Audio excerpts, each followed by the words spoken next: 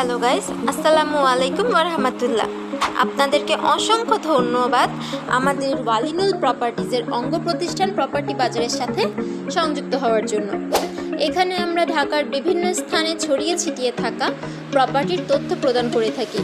ঠিক এমনই একটি প্রপার্টি নিয়ে আমরা আজকে আলোচনা করব, যেটি মোহাম্মদপুরের চাঁদ উদ্যানে অবস্থিত।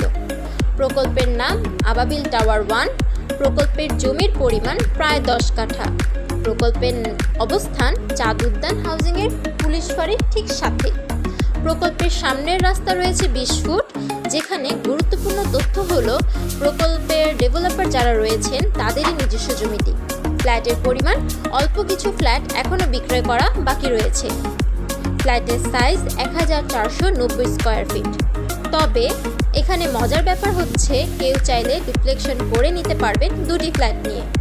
কোম্পানি নিজস্ব জমি থাকার কারণে বিভিন্ন সুযোগ সুবিধা পাবেন বলে আমরা আশা ব্যক্ত করছি। জিনিসপত্রের ব্যাপক ঊর্ধ্বগতির কারণে এখন মূল্য প্রচুর বৃদ্ধি হচ্ছে প্রত্যেকটি ফ্ল্যাটের। দ্রুত যোগাযোগ করুন, কাগজপত্র যাচাই বাছাই করে আপনার পছন্দ মতো ফ্ল্যাটটি বুকিং দিয়ে ফেলুন।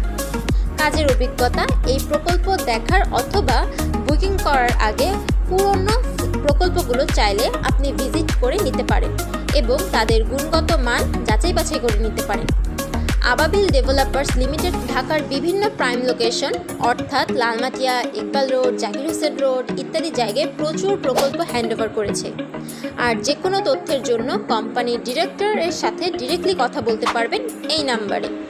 এবং প্রয়োজনীয় ওয়ালিনুল প্রপার্টিজের সুবিশাল টিম নিয়ে আপনার ফ্ল্যাটটির ইন্টেরিয়র অথবা রেজিস্ট্রেশন সহ আইনগত যে কোনো সহায়তার জন্য কল করতে পারেন স্ক্রিনে দেওয়া এই নাম্বারে। সুতরাং আর কোনো কথা নয়, ভালো থাকুন, সুস্থ থাকুন আবাবিল ডেভেলপার্স লিমিটেডের বিভিন্ন প্রকল্পের সাথে। এবং অবশ্যই যে কোনো প্রকল্পতে আপনার ফ্ল্যাট বুকিং করার আগে তাদের পুরনো প্রচুর হ্যান্ডওভার হওয়া কাজ দেখে বুঝে তারপর বুকিং দিন। আপনার স্বপ্ন পূরণে প্রতিজ্ঞাবদ্ধ রয়েছে আবাবিল ডেভেলপার্স লিমিটেড।